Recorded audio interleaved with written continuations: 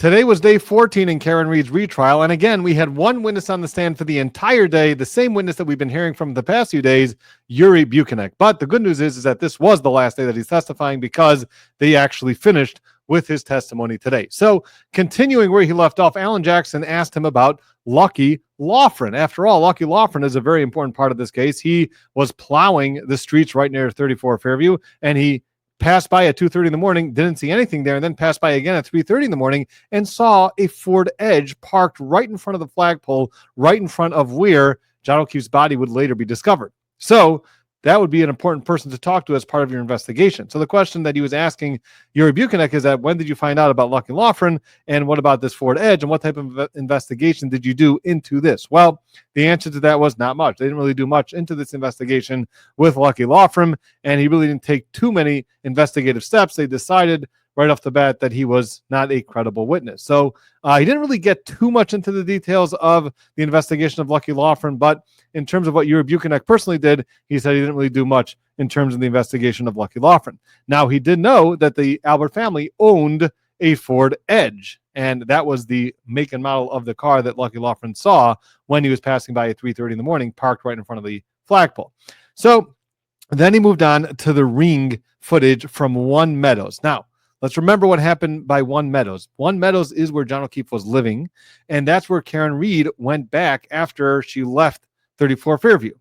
And then remember that there was some occasion where she went back to One Meadows with Jennifer McCabe and Carrie Roberts. Now, according to Carrie Roberts and Jennifer McCabe, they're at One Meadows. That is where Karen Reed showed them for the first broken taillight. But it just so happens that the ring footage does not show that point of time when Karen Reed would be showing Jennifer McCabe and Carrie Roberts the broken taillight. So who changed or modified or deleted that ring footage? That is a big question in this case. So the suggestion here by the Commonwealth obviously is going to be that Karen Reed deleted it. Why? Because it shows that she's showing Carrie Roberts and Jennifer McCabe her broken taillight, and that is very damaging for her, obviously, right? So the suggestion that the Commonwealth will be making here is that Karen Reed accessed that ring footage through John O'Keefe somehow, or somehow was able to log in and then deleted that portion of the video. So Alan Jackson had to take care of this. So this is, let's pull up the clip. This is how he took care of that issue. During the entirety of your investigation, was there any evidence uncovered at all that Ms. Reed had accessed the account information associated with that ring account? No evidence could be provided by Ring documenting that activity. So he's kind of asking the question, but then Yuri Buchanek's kind of answering it in a way that there's no way for Ring to be able to determine whether somebody accessed the account and deleted footage. That was essentially what his response was. So his answer is no, we didn't have any evidence and Karen Reed did anything. So there's really just rank speculation whether Karen Reed did it. They have absolutely no evidence that she accessed it. But listen to the next part, because the next part is going to be very interesting. But there is evidence that someone had accessed the account through John O'Keefe's cell phone, correct? I am not aware of that. Are you aware that after John O'Keefe's cell phone was recovered by Massachusetts State Police, someone at Massachusetts State Police actually opened the Ring app on his cell phone? Yes. Who was the Okay, so you do see what you brought out from him is that somebody did access the ring footage from John O'Keefe's phone.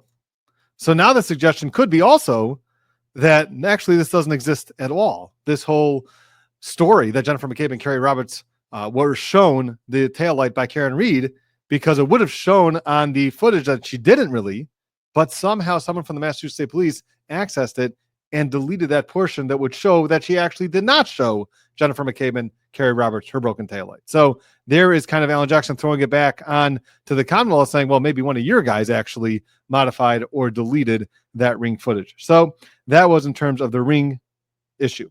Moving on, he spoke about the trip to Dighton. So remember that this was the trip where Yuri Buchanek and Michael Proctor went to Dighton to speak to Karen Reed and look at her Lexus and eventually tow her Lexus back to the Sallyport in Canton. Now, what's interesting here is that they arrived to seize Karen Reed's Lexus at 4:12 p.m. Around that time, there is video showing that was the time that the Lexus was seized from Dighton, from her parents' house. Well, Proctor put in the affidavits, which is, again, under oath, Proctor signed that the SUV was seized at 5:30 p.m. And now here, the suggestion by the defense here is that Proctor proctored the affidavit to make it look like he seized it at 5:30, because then it would be impossible for him to have retrieved any sort of taillight or broken the taillight or planted any taillight by the time the first piece of taillight was found, was around 5:45 p.m. So there really would be no time for him to be able to do any of this. So the suggestion here by the defense is that Proctor is lying under oath to make it look like he seized her vehicle much later, and therefore it would be impossible for him to plant any evidence, when really, if they would have put in the accurate time, you would see that there was enough time for him to be able to plant some evidence. Because let's remember, the first piece of taillight was not recovered until 5:45 p.m. Now, the issue with this is going to be that the CERT team did arrive there earlier. They did arrive there before 5:45 p.m., and there was testimony by Kevin O'Hara that from the CERT team that nobody was near the scene when he was there. And again, his car was parked the other way, so there's discussions about it. But this is what he's trying to bring out. Again, we're finding, number one, that Michael Proctor's lying in affidavits. And number two, he's asking him as a supervisor. After all, you're his supervisor. When you found out that Michael Proctor lied on multiple affidavits saying that the car was seized at 5:30 p.m., what did you do about it? And his answer was he didn't really do anything, because they didn't discover this footage that the towing occurred at 4:12 p.m. And therefore, by that time, he let it go, I guess, by that time. All right. Well, then he moved on to the findings from the Massachusetts State Police, and that was the findings. Remember, there's two separate findings by the internal affairs. So number one was for Yuri Buchanan, that he failed as a supervisor supervising Proctor. And number two is that they also fired Proctor. So there's two different findings here. So Yuri Buchanan, as we know, he testified that he lost 5 days of vacation, maybe 5 days of paid. And the reason is that he didn't appropriately supervise Proctor. So he brought up again, Alan Jackson brought up again this group text that was between a number of the troopers there, including Proctor, including Fanning, including Buchanan. Now, these are superiors. So you would think that when you're in a group text with your superiors, you're going to be very careful about what you say. And you're only going to say things that your superiors approve of.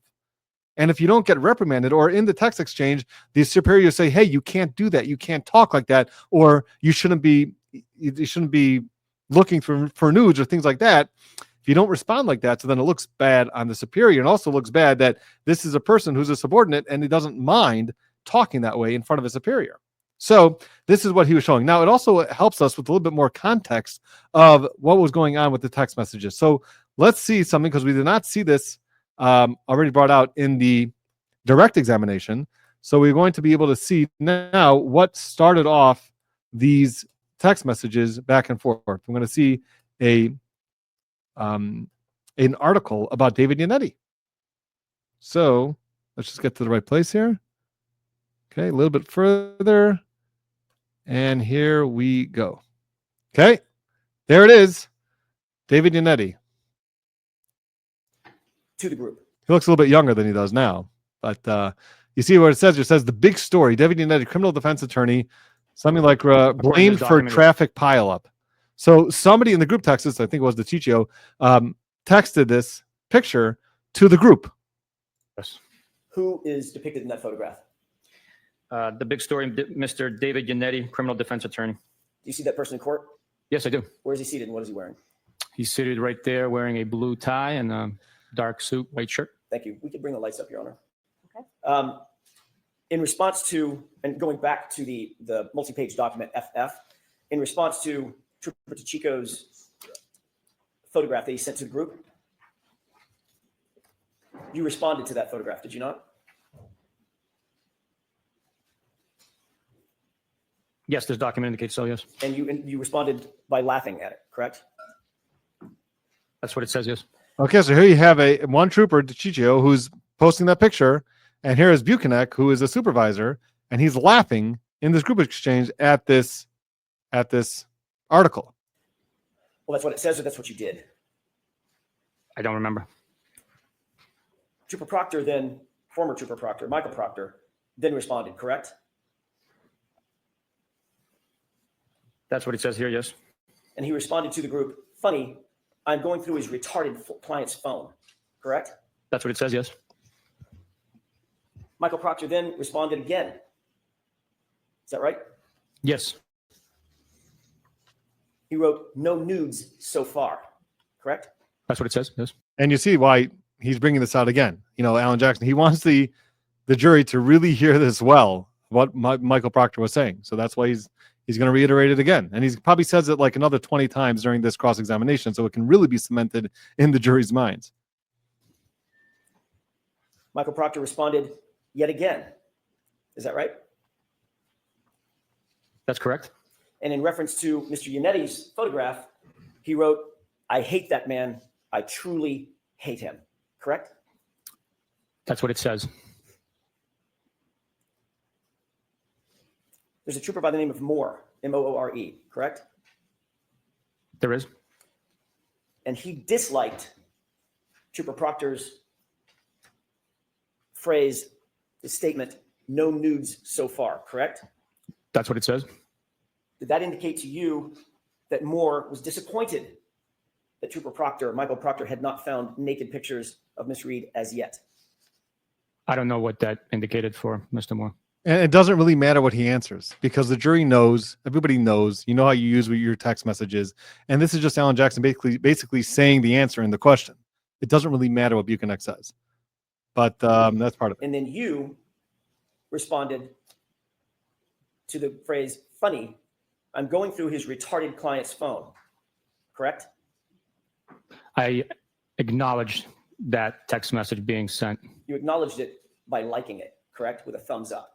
I acknowledged it by responding with a thumbs up emoji. Yeah, so that's how you acknowledge it by putting up a thumbs up. So obviously it's worse than that. Obviously, you're not just acknowledging it.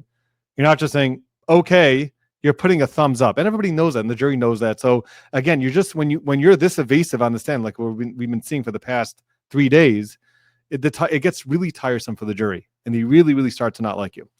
So again, we're seeing some more of that. I think today he was a little bit better than the first 2 days of cross-examination. But still, I mean, you saw some of this. The response here should be, and before we even get into the response, let's see what the next part is, because then they start talking about whether Trooper Proctor acted with honor and integrity. Okay, so first it starts with the following. This is the following give and take about whether there is integrity in this investigation, and specifically when it comes to Michael Proctor. So let's see what he has to say about that, and then we'll go That's a bit correct. further. In fact, last week you testified that in your view, Michael Proctor handled himself in this investigation with integrity. That's what you said, correct? That's correct. Do you stand by that testimony? The investigation was handled with integrity and honor. Do you stand? And again, that's evasive. You're not answering the question, which is why Alan Jackson just keeps bringing it back. You're not going to win this way with Alan Jackson. You may win with a rookie attorney, and you may try to answer different questions and form it a different way. But he should have known by now, Buchanan. He should know by now he's not going to win this with Jackson. He's going to keep refocusing him back to the question. He's going to be forced to answer the question. And then all you're doing to the jury is showing that you really don't want to answer the question. Stand by your testimony that Michael Proctor conducted himself during the course of this investigation with integrity. Yes, I do. So there you go. He got the answer. Yes, he believes that Michael Proctor conducted this investigation with integrity. But then the problem for him is going to be when you get this exchange. I don't remember reading that text. As you sit here now, do you think that text is appropriate? No, it is not. Do you think it's professional? No, it is not. Do you think it shows integrity? That text message does not show integrity. Do you think it shows honor? A word I expect you hold dear. That text message does not show honor. Okay, so there you got him, kind of going back and forth with, yes, I did think that he conducted himself with integrity, but then when he's pushed about these text messages, well, yeah, that wasn't integrity. So again, if Buchanan was coached in this case, like we saw from Jennifer McCabe, she was obviously coached in this before this trial. If Buchanan was coached, then the answers to this, if you would have spoken to any lawyer who's been in trials, the answer to these questions would be 90% or 95% of what Michael Proctor did in this case, he did with integrity. You're right. The text messages are terrible. He had a weak moment. He did not act with integrity, and he should have got reprimanded, and he should have got suspended, and all that. That's true. But I still stand that by 90% of the investigation that he did, he acted with integrity. Okay, so that's really, acknowledge it, acknowledge the problem. Don't try to fight with it. Don't try to, direct the conversation somewhere else. A good attorney is going to keep bringing you back to the questions, and then the more that you embrace it, the more you said, "Oh, we're going to ask me that question again." When you fight it, so then Alan Jackson you're just giving him more fodder because he's going to be able to ask it in 8 different ways now, and the jury's going to hear it 8 different times. So it's much better if you just acknowledge the fact, say, yes, he did not act with integrity in certain parts of this investigation. I agree. But for 90% of it, it was fine. The integrity, he did act with integrity. That's what he should have done. Okay. Well, anyway, moving on. Then he spoke about his performance reviews. So now we're talking about, again, Buchanan is the supervisor of Michael Proctor. And then he had performance reviews after he got that text message exchange. So after receiving those text messages, what would you put in a performance review? Well, he rated him, exceptional. And he rated him outstanding. Utmost professionalism and strict integrity. Those are actual words that Buchanan wrote about Michael Proctor. And that was in the performance reviews, which is why, part of the reason why he got reprimanded, because you're not doing your job as a supervisor if you're getting text like that, and then you're saying how this guy is just acting with strict integrity and utmost professionalism, right?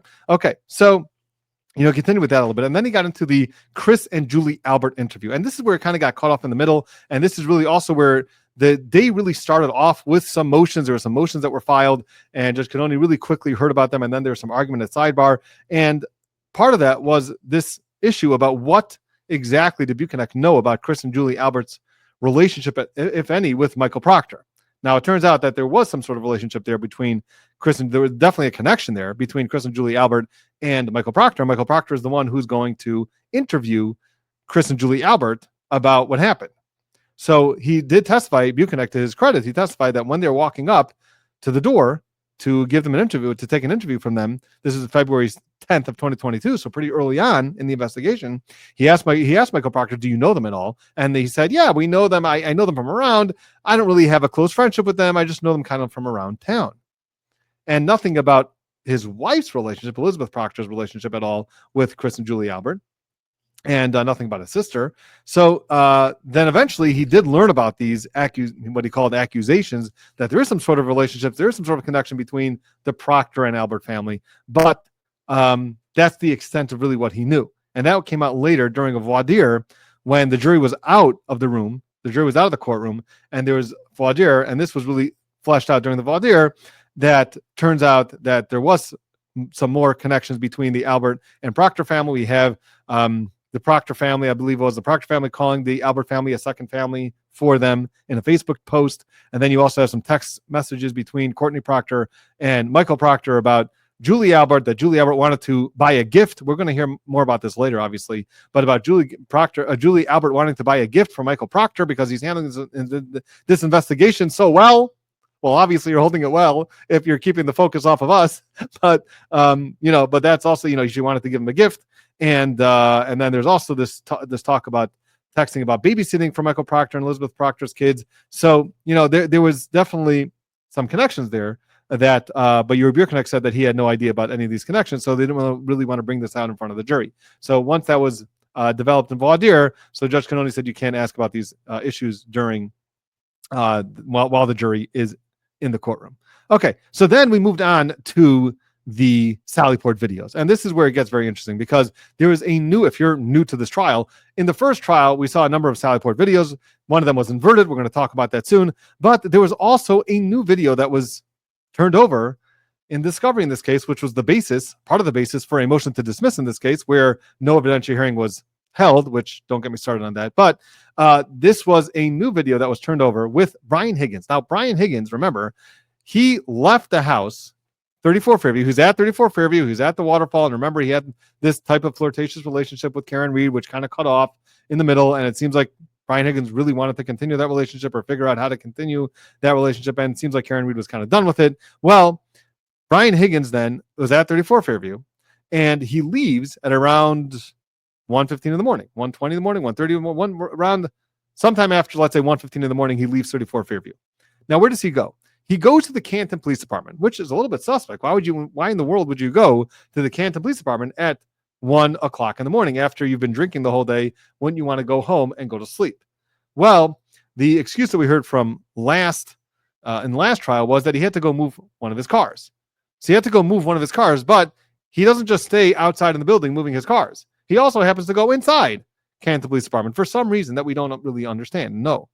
So he goes inside the Canton Police Department. Well, maybe he's going to say you have to get some keys. I'm not sure exactly. But he comes inside the Canton Police Department. And then he also testified that there was no phone calls that were made that night. After he left 34 Fairview, no phone calls at all were made. Now, remember also that Brian Higgins did not have his phone turned over for extraction because he just happened to decide to get rid of his phone and to destroy it in a military base. Okay, so that's what Brian Higgins decided to do. Now, he did do the favor of extracting his phone and making sure that the text messages between him and Karen Reed were extracted because he wanted to be very forthcoming and turn those over, but not to turn his entire phone over. You know, that's not really important. But he did want to go out of his way to make sure to extract the text messages. So that is something that he did, but therefore all we have really are his word about that there was no phone calls between him and Brian Albert or anybody else. Now, we do know, and this is what we found out from last trial, that there were some phone calls between him and Brian Albert back and forth at around 2:22 in the morning. We didn't hear about those yet, or we heard some parts about that yet so far in the testimony, but we're going to be hearing more about that. So there was these phone calls, or what they describe as butt dials, between each other, and butt answers, by the way. So there was that at 2:22 in the morning, but then we never heard about this 1:30 a.m. phone call, or sometime that he's on the phone at 1:30 a.m. So this is something that they brought out in this trial. So just to point out where this is the new video that was turned over late, by the way. And again, this is him inside the Canton Police Department. And then we have him coming outside again. And this is a very blurry video. And there's some issues about that. Why is the video so blurry? But then we get to this video, which was just turned over before this trial. And look what it shows. Let's get a little bit more. Here we go. I'm going to slow it down so you can see. I'm even going to go slower than normal so you can really see, because it's a short one and you can really see what's going on here. Okay, take a look. This is just turned over to the defense. That's him. And you see that light thing next to his head is his cell phone. So that was brought out in today's trial. And then in this second trial, they just got this video before. So who is he on the phone with? Again, this is at 1:30 in the morning. Who is he on the phone with? Now, some people will say, well, let's not jump to conclusions. Maybe he's checking voicemail now. Maybe that's just the time that he decided to check the voicemail, even though he's in the car before and he was in the Canton Police Department before. And as he's walking out to his car, maybe that's when he decided that's a great time to check his voicemails. Okay. I mean, you know, that's an argument. We can definitely make that argument. Or maybe he was ordering pizza. So nevertheless, I mean, you see him on the phone and he's doing something. So this was something that the defense wanted to bring out. Okay. So that is what we saw from this video. And then we got into the inverted Sallyport video. And this is where he was able to kind of impeach Buchanan, because at last trial, he said when they showed him the video that, Proctor is nowhere near the tail light. And he also said that it's a fear. And, before I move on, I'm sorry, I forgot to mention this. But actually, there's something else that Brian Higgins is doing outside, which is also just makes you have some questions in this case. Again, he's at the Canton Police Department at 1:30 in the morning. He's on the phone. He's inside the building. He moved one car, and then he's got three other cars there. And he's taking things from his other trucks and moving them into his Jeep. Now, what exactly is he doing? What is he bringing from his one car to the other car? We don't know. But it just looks questionable what he's doing. But that's something also that you saw. That he's taking from his other trucks that he has there and putting it into his Jeep. So that's what it looks like he's doing also at the Canton Police Department at 1:30 in the morning. All right. Well, anyway, moving on to the next part of the Sallyport video, and that is the inverted Sallyport video. So this is where Buchanan in last trial said that it's a fair and accurate depiction of everything that's going on. Now, obviously, if it's inverted, which means it's mirrored, it's flipped, and right is left and left is right, well, then it's not really a fair and true and accurate depiction of what's going on there, right? So that was what he was able to impeach him on this time. So he showed him again the video showing that Proctor is close to the back of the taillight and potentially could have been doing something, monkeying around with the taillight. It is possible that he was doing something there, and you don't see clearly that he's not. So obviously that helps the defense. And also just happens to be that 34 Fairview is only like a mile and a half away, which would mean that the trip would take very, very short to run there and maybe drop off some pieces of taillight. So that was, again, the suggestion there. Now, there's another video where it showed of the Sallyport, and it showed at 5:07 p.m. And then the next time that you see the video is 5:50. So what happened to that jump? Why is there a jump between 5:07 and 5:50? Does that make any sense? And this is from the side of the Sallyport, where you would actually see the back of the taillight, the right rear taillight. You know, the video is very grainy, which a lot of these videos are, which is purportedly just one of the things that Canton Police Department has. They have these videos that you can't really tell anything on. You know, it's very helpful that way. But I mean, this is what they have. And what you see is this break in the video. And if you're going to say that it's action, you know, it's only moves, it only starts recording when there's some sort of action in the Sallyport. Well, then what happened before 5:50 p.m.? There was definitely action there when it was getting dropped off. So what happened? But you don't see anything like that. So that was also something that Alan Jackson brought out, and that was the end of his cross-examination. And on redirect, so what Brennan wanted to bring out is, number one, that he didn't personally invert the video, and multiple cameras in the Canton Police Department for some reason were just installed with an inverted lens. This is just a common problem. This is not anything specific to this case. That's what he wanted to show. This wasn't just an anomaly in this case. This is just how many videos record in the Canton Police Department. And he also showed that when the Lexus arrives on the tow truck, you see Buchanan behind the tow truck, showing that they're together. And he also wanted to establish that you were with Proctor the entire day. Now, again, this is all going to come down to whether you believe Buchanan. All right, if you believe Buchanan, then there's nothing to talk about. He testified that he's with Proctor the entire day. Proctor never went to 34 Fairview. He never planted any taillight, at least that day. I mean, maybe you can argue for future days, but at least that day, January 29th, if you believe Buchanan's testimony, then Proctor did not go out of his sight. They were together the entire day, basically since the morning till the night.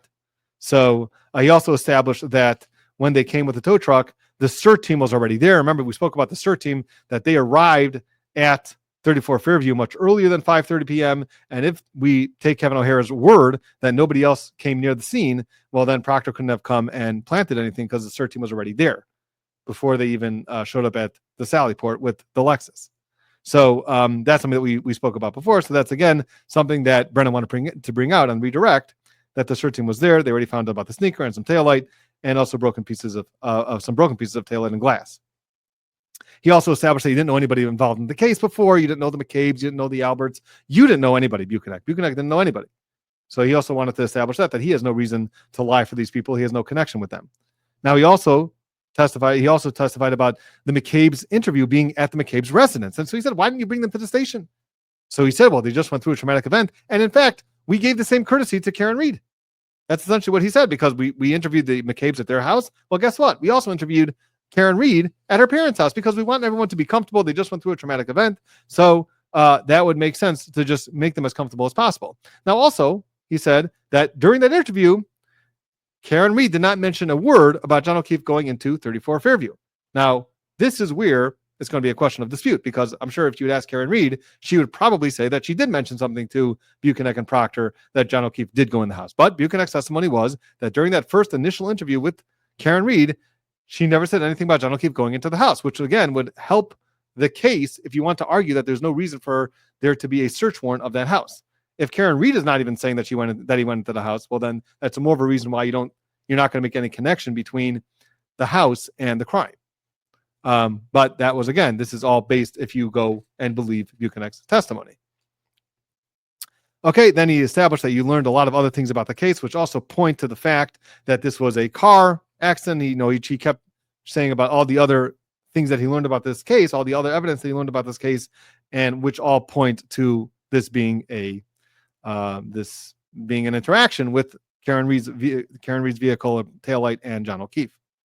He also threw out the phrase common sense, because again, he was talking about the fact that the pieces of taillight were found very close to the ground. And if the pieces of taillight were found very close to the ground, well, then there's common sense that it was there way before the blizzard. Right. And also his hat was found right near the ground. Also, he pulled out the pants again, his jeans, and showed that there's looks like grass stains at the back of his pants, which would also suggest that he was lying on the ground. So that was another thing that he brought out to show that there's so much common sense in this case that this was actually a pedestrian strike by a vehicle. Now, the problem is if you start talking about common sense in this case, you can also argue that the picture of John O'Keefe's arm, common sense would tell you that that was not inflicted by a car. So it's a slippery slope if you're going to try to use common sense by the Commonwealth, because the defense is going to have a pretty strong case for common sense that looking at those injuries, those abrasions to John O'Keefe's arms, and they just happen to look like dog bites. So, or dog scratches or claws. So you got to be careful with that. But again, this is the Commonwealth's case, so they're going to try to say that common sense points to the direction that if you find all those pieces of taillight all over the ground, you find John O'Keefe's hat right by the ground, and you find the grass stains, well, then it would suggest that he was hit by a car and hit at like 12:30 in the morning. Okay. And then also, finally, he said that the text messages between Brian Higgins and John O'Keefe do not show any motive. So that was the extent of the redirect. And then Alan Jackson got up on recross, and he said, hold on a second, let's talk about Brian Higgins for a second. Brian Higgins was interviewed by you, but where was he interviewed? He was actually interviewed in his lawyer's house. So he felt that he needed to have a lawyer in this case for some reason. Did that stick out to you at all? And his lawyer was present for the interview? And also, you said you didn't find any sort of motive. You didn't find any sort of motive Brian Higgins would have any reason to hurt John O'Keefe. Really? But did you read those text messages? Did it look like they were both interested in the same girl, possibly? Or that Brian Higgins was more interested in this girl, and maybe she's not going to come along with him because she's kind of stuck with John O'Keefe? And maybe he'll take care of that problem? So there's no motive at all for Brian Higgins to do anything. So he brought that part out, which was pretty good. Also, the fact that you had no evidence at all that he went into the house, that John O'Keefe went into the house. So you started talking about the phone data from John O'Keefe, which suggested that he went 84 steps. Was 36 steps, which is 84 feet. And then also the fact, he didn't bring this out, but there's also the fact that he went up and down flights of stairs, which is phone recorded also. So he's asking, did you know about that? And it turns out he said that he had no idea about that phone data. So that was the extent of Yuri Buchanek's cross-examination and testimony today. And now we are actually going to be able to move on to some other witnesses in this case and hear what they have to say. So that's going to be it for the recap of day 14. Definitely join us back here for the live at 9 a.m. tomorrow morning for the continuation of Karen Reed's trial. So if you haven't yet, please subscribe, like, and we will see you next time.